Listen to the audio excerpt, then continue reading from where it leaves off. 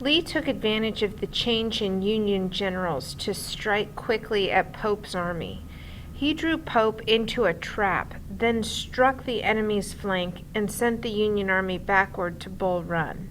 Pope then withdrew to the defenses of Washington, D.C. Following up his victory at Bull Run, Lee led his army across the Potomac into enemy territory in Maryland. In doing so, he hoped that a major Confederate victory in the North would convince Britain to give official recognition and support to the Confederacy. By this time, which is September of 1862, Lincoln had restored McClellan to command of the Union Army. McClellan had the advantage of knowing Lee's battle plan, because a copy of it had been dropped accidentally by a Confederate officer. The Union Army intercepted the invading Confederates at Antietam Creek in the Maryland town of Sharpsburg. Here, the bloodiest single day of combat in the entire war took place. On this day, over 22,000 men were either killed or wounded. Unable to break through enemy lines, Lee's army retreated to Virginia, and then, disappointed with McClellan for failing to pursue Lee's weakened and retreating army, Lincoln removed him for a final time as commander of the Union Army. The president complained that McClellan had a bad case of the slows, and while technically a draw, Antietam in the long run proved to be a decisive battle, because it stopped the Confederates from getting what they so urgently needed: open recognition and aid from a foreign power. Lincoln found enough encouragement in the results of Antietam to claim it as a Union victory. He grasped at a rare opportunity to make a bold change in policy, and he used the partial triumph of Union arms to announce plans for the Emancipation Proclamation. So, replacing McClellan with the more aggressive General Ambrose Burnside, Lincoln discovered that a strategy of reckless attack could have even worse consequences than McClellan's strategy of caution and inaction. In December of 1862, a large Union army under Burnside attacked Lee's army at Fredericksburg. There they suffered immense losses. Both Union and Confederate generals were slow to learn that improved weaponry, especially the deadly fire from enemy artillery, took the romance out of heroic charges against entrenched positions. So by the end of 1862, the awful magnitude of the war was all too clear, with no real prospect of military victory for either side. The North's hopes for winning the war depended upon its ability to maximize its economic and naval advantages.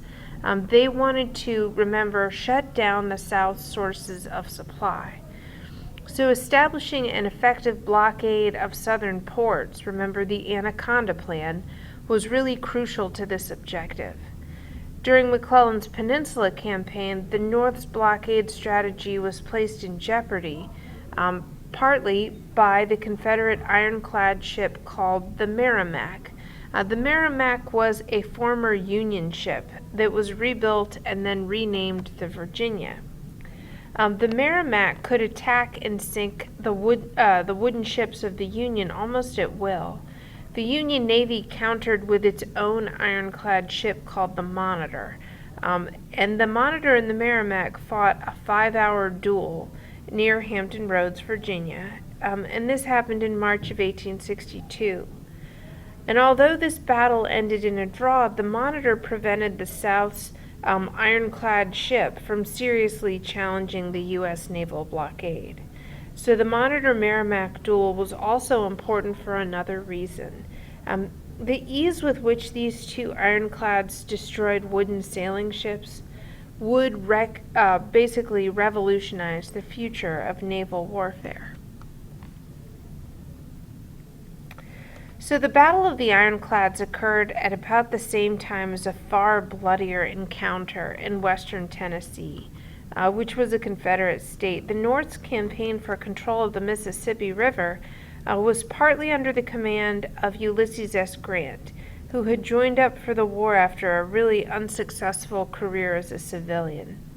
Striking south from Illinois in early 1862, Grant used a combination of gunboats and Army maneuvers to capture Fort Henry and Fort Donelson on the Cumberland River, which was a branch of the Mississippi. And in these stunning victories, you've got about 14,000 Confederates taken prisoner, which opened up the state of Mississippi to Union attack.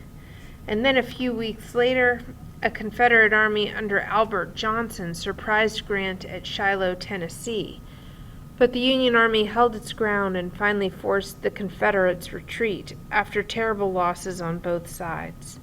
So Grant's drive down the Mississippi was eventually complemented in April of 1862 by the capture of New Orleans by Union Navy Commander David Farragut.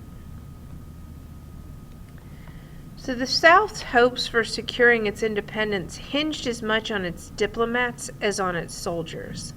Confederate leaders fully expected that Cotton would indeed prove to be king, and then eventually induce Britain or France, or both, to give direct aid to the South's war effort. Besides depending on Southern cotton for their textile mills, wealthy British industrialists and members of the British aristocracy looked forward with pleasure to the breakup of the American democratic experiment. From the North's point of view, it was critically important to prevent the Confederacy from gaining the foreign support and recognition that it so desperately needed.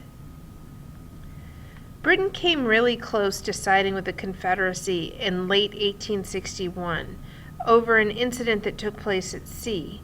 Confederate diplomats James Mason and John Slidell were traveling to England on a British steamer called the Trent on a mission to gain recognition for their government. A Union warship stopped the British ship, removed Mason and Slidell, and brought them to the United States as prisoners of war. Britain threatened war over this incident unless the two diplomats were released. And although he faced really severe public criticism for doing so, Lincoln eventually gave in to British demands. Mason and Slidell were set free, but after again sailing for Europe, they failed to obtain full recognition of the Confederacy from either Britain or France. The South was able to gain enough recognition as a belligerent to purchase warships from British shipyards. Confederate commerce raiders did really serious harm to U.S. merchant ships. One of them was the Alabama, which captured over 60 vessels before being sunk off the coast of France by a Union warship. After the war, Great Britain eventually agreed to pay the United States $15.5 million for damages caused by the South's commerce raiders. And the U.S. minister to Britain, who was Charles Francis Adams, prevented a potentially much more serious threat.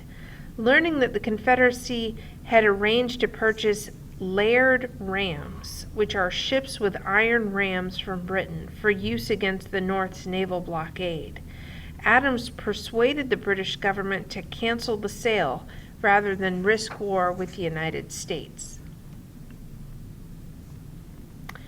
So in the end, the South's hopes for European intervention were disappointed. King Cotton did not have the power to dictate another nation's foreign policy, since Europe quickly found ways of obtaining cotton from other sources. By the time shortages of southern cotton hit the British textile industry, adequate shipments of cotton began arriving from Egypt and India. Also, materials other than cotton could be used for textiles, and the woolen and linen industries were not slow to take advantage of their opportunity. Two other factors went into Britain's decision not to recognize the Confederacy. First, as mentioned before, General Lee's setback in Antietam played a role. Without a decisive Confederate military victory, the British government would not risk recognition. Second, Lincoln passes this Emancipation Proclamation in January of 1863, which made the end of slavery an objective of the North, which was a fact that appealed strongly to Britain's working class. While conservative leaders of Britain were sympathetic to the South, they could not defy the pro-Northern anti-slavery feelings of the British majority. Even though Lincoln in the 1850s spoke out against slavery as an unqualified evil, as president he seemed very hesitant to take action against slavery. Lincoln's concerns included chiefly keeping the support of the border states, also the constitutional protections of slavery. There's a lot of prejudices of many Northerners during this time, and fear that premature action could be overturned in the next election. All of these concerns made the timing and method of freeing the slaves really fateful decisions.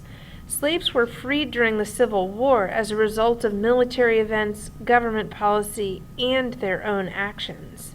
One example of their own actions are these confiscation acts. Really early in the war, in May of 1861, Union General Benjamin Butler refused to return captured slaves to their Confederate owners.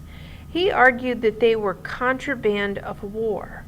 The power to seize enemy property used to wage war against the United States was the legal basis for the first Confiscation Act passed by Congress in August of 1861. Soon after the passage of this act, thousands of contrabands were using their feet to escape slavery by finding their way into Union camps. So in July of 1862, a second Confiscation Act was passed that freed the slaves of persons engaged in rebellion against the United States. This law also empowered the president to use freed slaves in the Union Army in any capacity, including battle.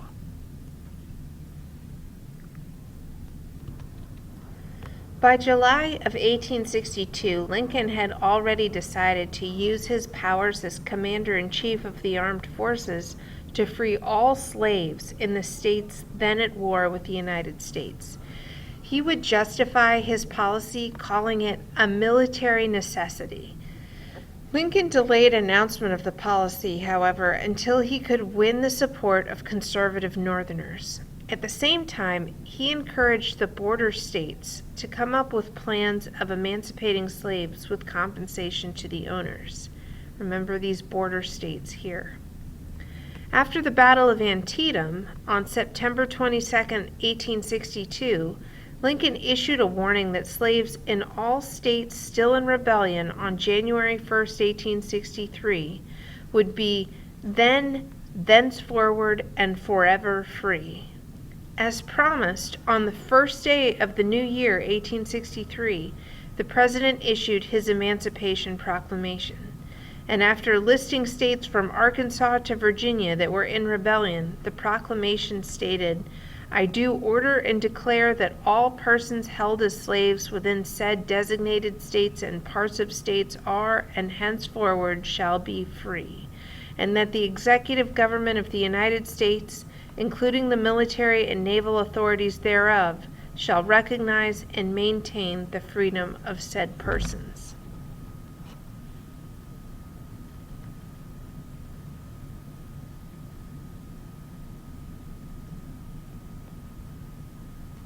Since the President's proclamation applied only to slaves residing in Confederate states outside Union control, it did not immediately free a single slave. Slavery in the border states was allowed to continue. Even so, the proclamation was of major importance. Not only did it commit the U.S. government to a policy of abolition in the South, but it also enlarged the purpose of the war. So now, for the first time, Union armies were fighting against slavery, not merely against secession and rebellion.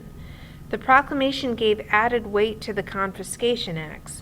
It increased the number of slaves who sought freedom by fleeing to Union lines. So thus, with each advance of Northern troops into the South, more slaves were liberated. And as an added blow to the South, The proclamation also authorized the recruitment of freed slaves as